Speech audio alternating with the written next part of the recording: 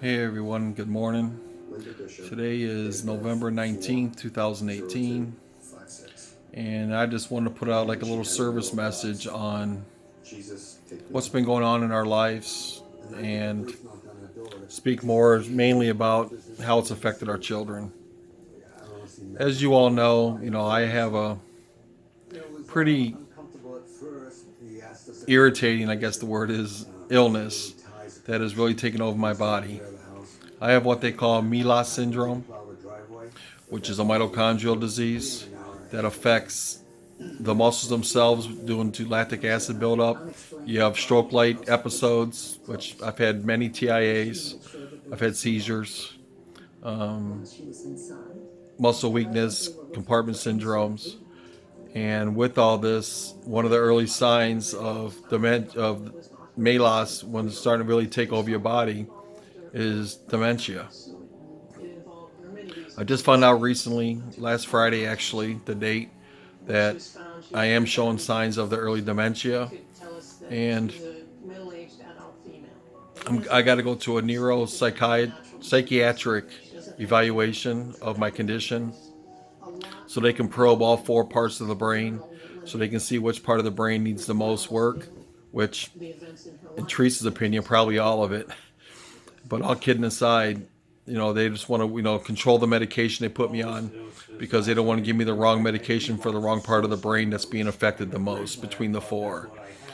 They put me on L-arginine, very high milligram, 13,500 milligrams a day. I'll take 9 pills 3 times a day. Add those to the 41 pills that I take a day now. Puts me up to 68 pills a day, every day for the rest of my life, probably, if not more, once they figure out my brain and what medication I'm going to need for that. As you all know, I've been doing the Rituxan therapy infusions. I have one coming up this Wednesday. This will be my third one. Then I have one more the following week. And then from there, they will be putting a port in my body so I can get plasma exchanges done. I'll have those done for 2 weeks. And then from there, we'll see where it takes us. I mainly want to talk about our children here. As you all know, Teresa and I, we have 4 children together. I have a daughter who lives in Cleveland, Lauren. She has 2 beautiful kids, Aaliyah and Isaac. And of course, Jordan, and he has a fiance, Shannon. That is a big part of our life. And our little princess grandbaby, who's Papa's baby, Peyton Lynn. My kids have been through a lot in the last 3 or 4 years due to my health. But one of the best things that's happened to us is the move out here to Maumee, Ohio, from Cleveland. It took our kids away from all the stress, animosity, just the cold, hard feeling of the city of Cleveland. All my friends that grew up in Cleveland, a lot of you are still there. A lot of you guys are long gone, spread throughout the United States. You guys all know how it was when we were growing up. I couldn't have my kids grow up in that kind of environment anymore. My job brought us out here. I had a great career up till, the last 2 years. I made a lot of money. I was making 80,000 a year, which I can't complain. It was good money. We were living a great life. We spoiled our kids rotten. They deserve it. Our kids are good. Not until recently, Jordan, who's 23, just started cussing in front of me. I heard him say the F-bomb the first time ever, actually last week, when he seen me outside blowing the leaves because he knew I shouldn't have been out there. But for those of you who have children out there, young, old, I don't care what age they are. It doesn't matter what age they are. Always love your kids and make sure they know you love them more than anything. Don't just tell them because you feel you're obligated. Really love your kids from the heart. It's an unconditional love. That's the one thing nobody can ever take from you is your children. They'll always be a part of you. Relationships come and go. People get divorced. What is it? 2 out of 4, 3 out of 4 marriages end up in divorce. But your kids, that's all. They're always going to be there. They're always going to be part of your blood. You have siblings, you have parents, cousins, aunts, uncles, grandparents. You have it all. But your true family is the ones that are in your home and look out the same window you do each and every day. You know, our kids really change our lives. You know, Teresa and I have been together now almost 27 years. And, you know, we've had our bumps in the road. Everyone has their bumps in the road, but it's made us grow stronger together. You know, we really love each other more than anything.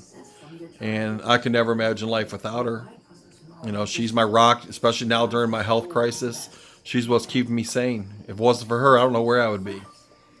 You know, her and these kids, they're everything to me. They're my world. Um, it's hard for me emotionally because I can't spend that quality time with my granddaughter alone anymore because of my falls and trips and the muscle problems, the muscle atrophy in my legs. And that breaks my heart because, like I said, she's a papa's baby. And I enjoy my time with her. When I'm alone, she's what keeps me sane. You know, now that the kids are in school and, you know, back in session, you know, there's a lot of time I spend alone with the dogs. But there's a lot of crying, a lot of questions I ask myself. You know, what did I do wrong? What did I do right? And I really feel I didn't do nothing, obviously, health wise wrong. You know, I was an athlete my entire life, and I was baffled when all this first started. But, you know, I've come to accept it now. You know, it's just, you know, when you go to the doctor and all you keep hearing is bad news and it gets worse and worse. And then when they diagnosed me with the interstitial lung disease, early stages now, don't get me wrong. Thank God it's early stages.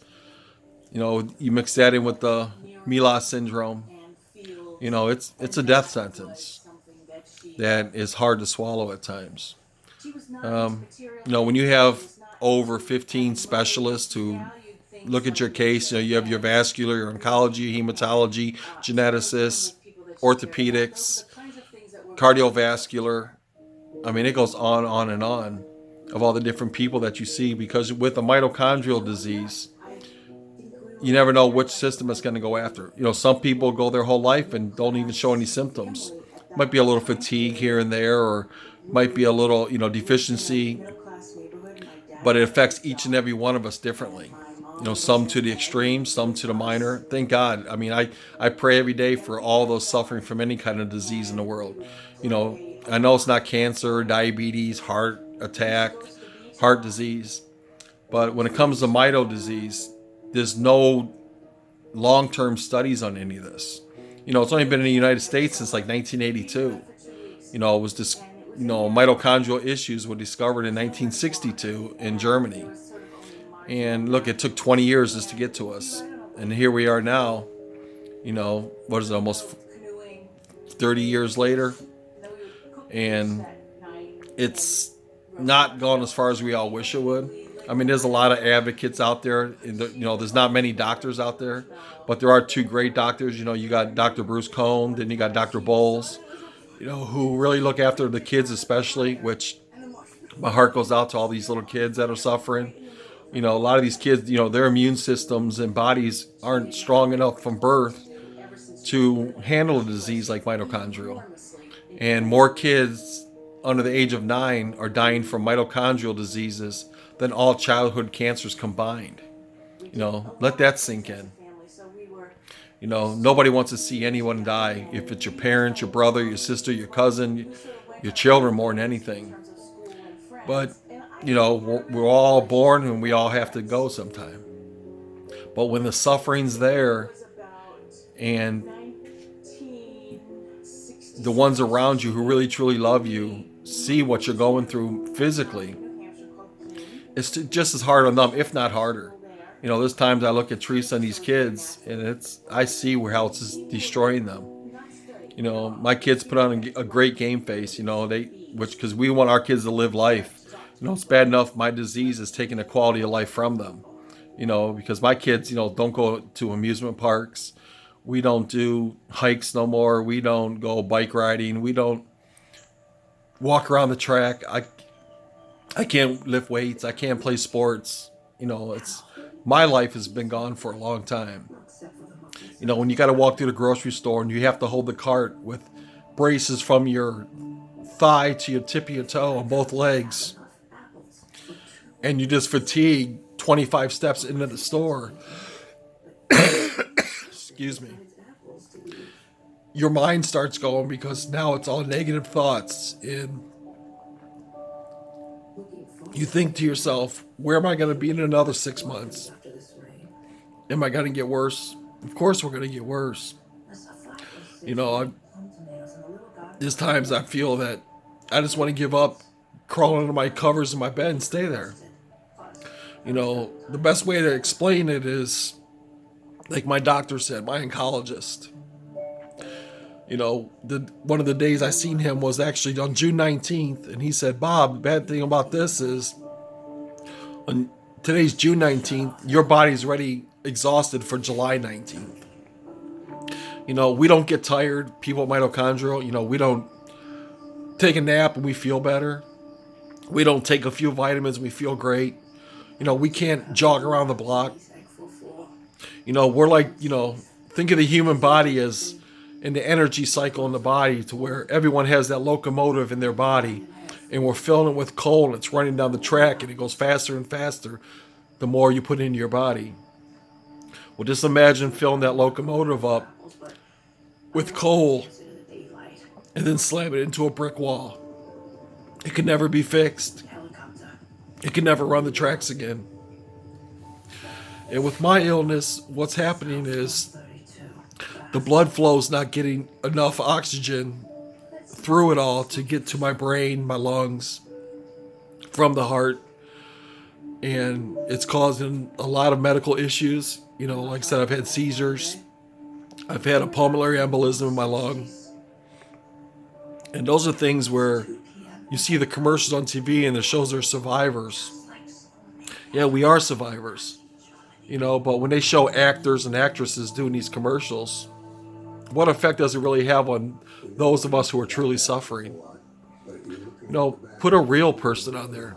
Talk to a real family member about illnesses and how it affects families. Because families need the mental and emotional support more than anything. It's hard for them to understand what they're going through. I'm happy my grandkids are young. They don't understand a lot of this. But our youngest child is 10. And he understands it, and he's at that age to where, he's very emotional. My kids all got hearts of gold like their mom. And to see the look in their eyes when I'm in the hospital, or you're in the hospital and your daughter crawls up in the bed with you at the hospital, or your daughter sits in a waiting room while you're having surgery for 6 hours waiting for you to come out. You've done the right thing. Your kids care. And they care because you have family time, and you teach your kids that love comes from the heart, not out of routine.